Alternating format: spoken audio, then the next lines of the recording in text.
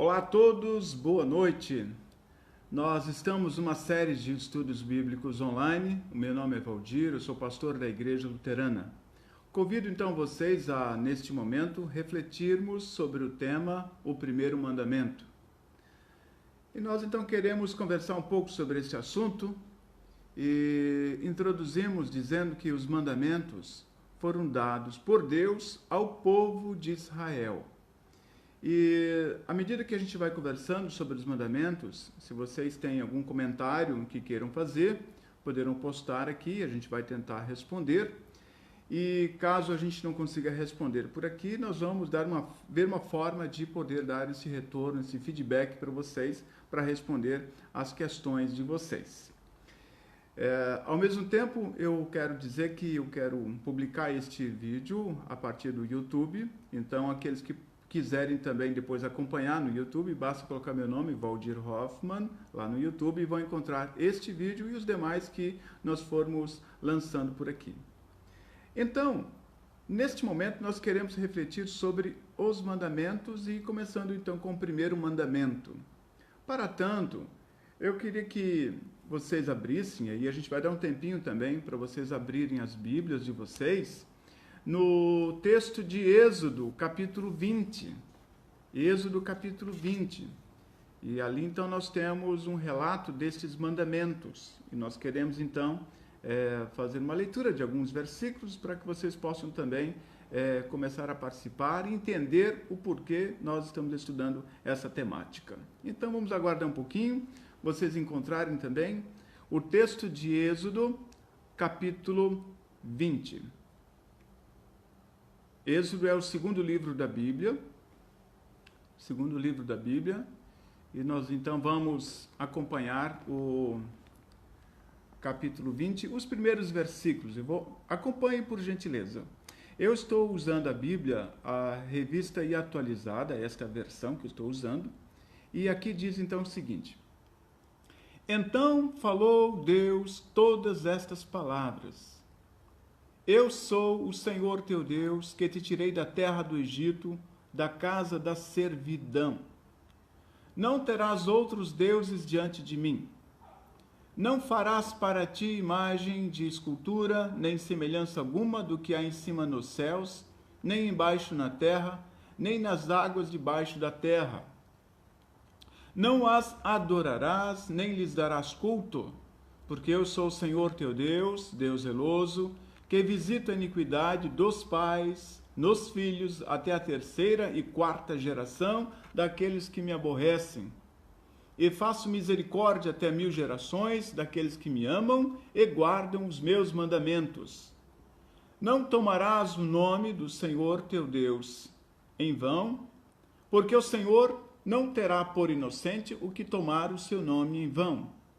Lembra-te do dia de sábado para o santificar. 6 dias trabalharás e farás toda a tua obra, mas o 7º dia é o sábado do Senhor.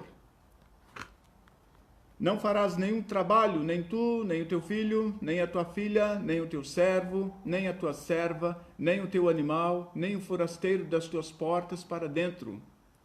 Porque em 6 dias fez o Senhor os céus e a terra, o mar e tudo o que neles há. E ao 7º dia descansou.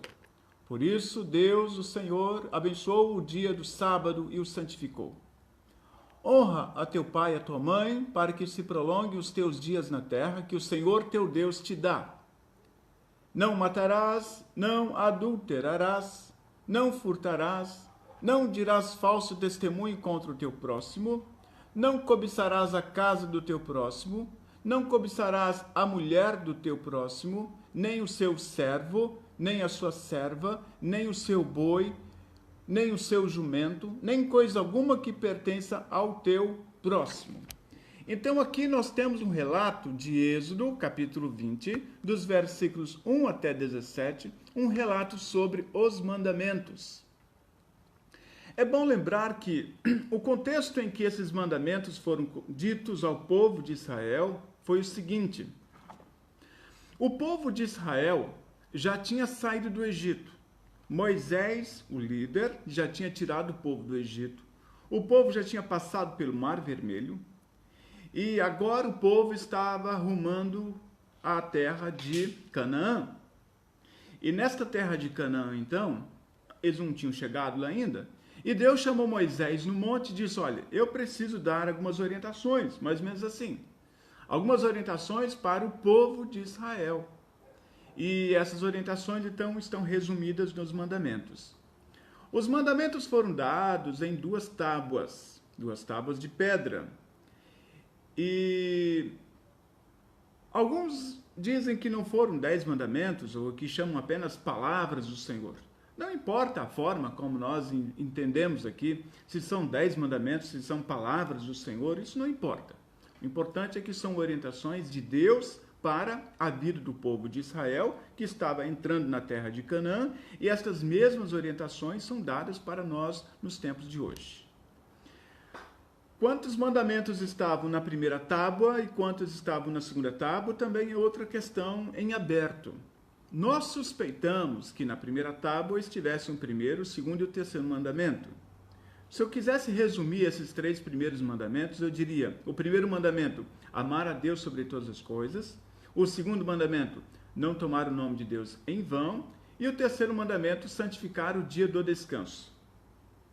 Veja que esses 3 primeiros mandamentos, eles falam de uma relação vertical. Amar a Deus sobre todas as coisas, não tomar o nome de Deus em vão e santificar o dia de descanso para o louvor e adoração a Deus. Portanto, o primeiro, o segundo e o terceiro mandamento, eles têm essa conotação vertical. Por isso a gente imagina que eles estejam na primeira tábua.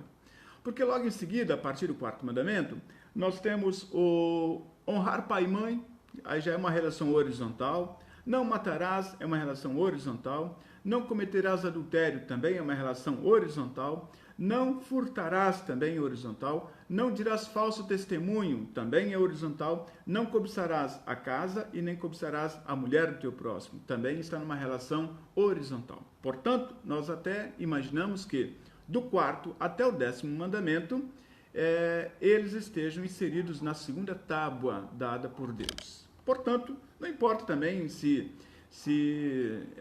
forem 5 na primeira e 5 na segunda, isso não tem. Nós aqui imaginamos que esteja os 3 primeiros, porque fala de uma relação mais vertical, e depois do 4º até o 10º, numa relação mais horizontal, que seja então na segunda tábua. Ok? Acho que está compreendido até esse primeiro momento. O primeiro mandamento, especificamente, é o que nós queremos agora focar neste momento, nesta reflexão, fala sobre amar a Deus sobre todas as coisas. Quando a gente fala em amar a Deus sobre todas as coisas, nós aqui estamos indo a partir do nome de Deus. Quem é o nosso Deus? Quem nós confiamos? E nós, então, entendemos que Deus é o Deus Trino, é o Pai, é o Filho e é o Espírito Santo. Não são 3 deuses, mas é um Deus em 3 pessoas. Muitas vezes até nós usamos a imagem de um triângulo para representar, digamos assim. Por quê? O triângulo, ele tem 3 pontas, mas é um triângulo. Tem 3 lados, mas é um triângulo. Não são 3 deuses, mas um único Deus, que se manifesta de 3 formas: o Deus Pai, Deus Filho e Deus Espírito Santo. Se nós observarmos na Bíblia, sempre a Trindade está presente. Por exemplo, lá no Jardim do Éden, ou melhor, no Gênesis capítulo 1, quando Deus forma todas as coisas, diz ali: no princípio criou Deus os céus e a terra terra era sem forma e vazia, e o Espírito de Deus pairava sobre a face do abismo, e disse Deus: haja luz, e houve luz. Então, nesses 2 primeiros versículos ali de Gênesis, nós temos a presença da Trindade. Veja, no princípio criou Deus, refere-se ao Pai, todas as coisas, os céus e a terra. E o Espírito de Deus, refere-se ao Espírito Santo. E disse Deus: haja luz. Então, através da palavra, que todas as coisas foram feitas e todas as coisas foram criadas, esta palavra representa Jesus, ou seja, o Pai e o Filho e o Espírito Santo estão presentes na criação. Na criação. Quando Jesus, por exemplo, ele diz para que os discípulos e a igreja batize os seus discípulos, os seus seguidores, ele diz: batize-os em nome do Pai, do Filho e do Espírito Santo. De novo, usamos aqui a terceira pessoa da Santíssima Trindade. No próprio batismo de Jesus, nós temos a presença da Trindade, o Pai com a voz: este é o meu Filho amado, em quem me comprazo a ele ouvir. O Filho, Jesus, estava nas águas, ali sendo batizado, e o Espírito Santo apareceu ali em forma de pomba. O apóstolo Paulo, quando ele se despedia da igreja, ele dizia assim, que a graça do Senhor Jesus, o amor de Deus e a companhia do Espírito Santo, então, de novo, faz referência aqui à Trindade. Quando a gente tem a bênção araônica, o Senhor te abençoe e te guarde, o Senhor faça resplandecer o seu rosto sobre ti, e o Senhor tem misericórdia de ti, ali também, de novo, 3 vezes a palavra Senhor é usada. Também pode ser uma referência à Trindade. Então, este é o Deus que nós confiamos, o Deus da Trindade, o Deus Pai, Deus Filho e Deus Espírito Santo. Nesse texto, então, de Êxodo aqui, que nós lemos, Gênesis, o Êxodo capítulo 20, logo no início diz assim: eu sou o Senhor teu Deus, que tirei da terra do Egito, da casa da servidão. E o versículo 3, não terás outros deuses diante de mim. Eu sou o Senhor teu Deus, não terás outros deuses diante de mim. E ele continua depois dizendo: não farás para ti imagens de escultura, e veja que nem semelhança alguma do que há em cima nos céus, nem embaixo na terra, nem nas águas debaixo da terra.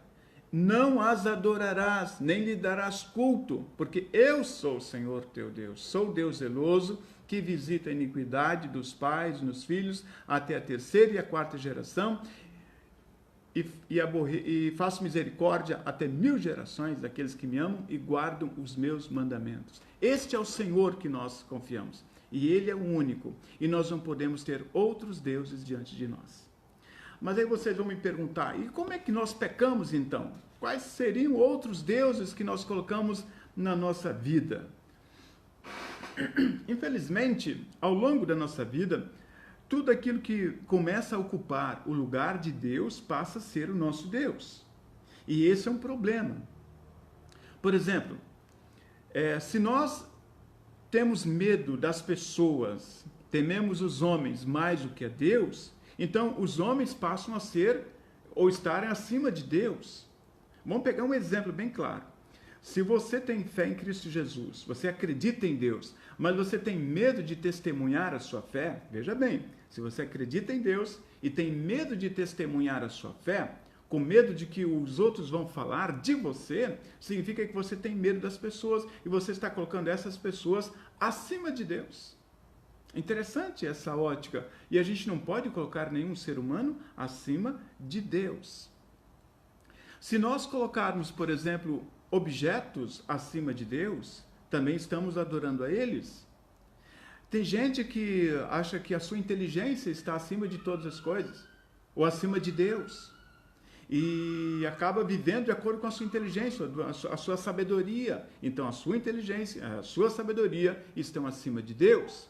Então veja que estão amando a outras coisas além de Deus. Ainda um tema que é bem debatido e causa polêmica é a respeito de imagens. Veja, o texto de Êxodo é bem claro a respeito das imagens. Diz assim, e aqui eu não quero polemizar, mas eu quero deixar claro o que nós entendemos a partir do texto de Êxodo.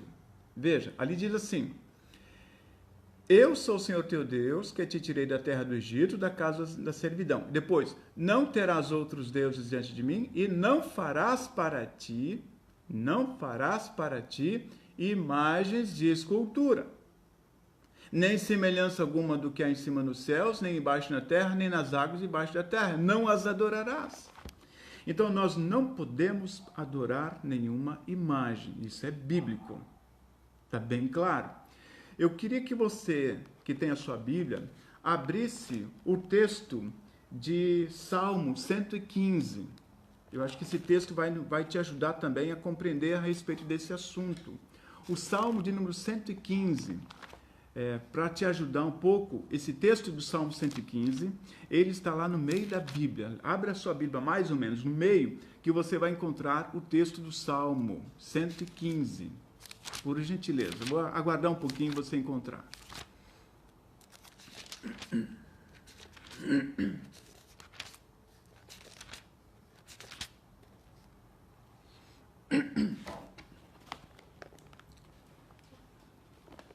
Salmo 115, olha bem o que diz ali. Não a nós, Senhor, não a nós, mas ao teu nome dá glória, por amor da tua misericórdia e da tua fidelidade. Porque diriam as nações, onde está o Deus deles? No céu está o nosso Deus, e tudo faz como lhe agrada. Prata e ouro são os ídolos deles, obra das mãos dos homens. E veja essas obras, veja o versículo 5. Tem boca e não falam, tem olhos e não veem, tem ouvidos e não ouvem, tem nariz e não cheiram, suas mãos não apalpam, seus pés não andam, som nenhum lhes sai da garganta. Então, estas são as imagens. As imagens, elas têm boca, mas não falam, tem nariz, mas não cheiram nada, tem ouvidos, mas não ouvem, tem olhos, mas não veem, tem mãos, mas não apalpam. E como é que nós vamos chegar diante de uma imagem e vamos adorá-las? Talvez você vai dizer, não, mas as imagens representam alguém que já morreu, assim como um crucifixo representa a imagem de Jesus, a cruz representa a imagem de Jesus. Sim, de fato, as imagens representam alguém que já morreu. É como se fosse uma foto. Você está vendo uma foto e lembra daquela pessoa ao olhar aquela foto. Mas há um detalhe importante que eu queria deixar aqui para você. Estas pessoas que já morreram e que são tidas como pessoas santas e que muitas vezes são adoradas como santos, nós precisamos afirmar o seguinte: acreditamos que pela sua vida, pela sua fé, Deus as tenha na eternidade. Acreditamos então que elas estejam com Deus. Mas nós não podemos prestar cultos a elas porque elas não nos ouvem. E elas não são intermediárias entre nós e Jesus, independente de quem sejam, elas não são nossas intermediárias.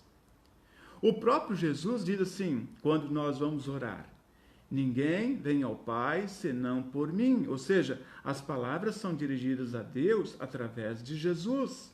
É Ele que nos ouve, é Ele que nos responde.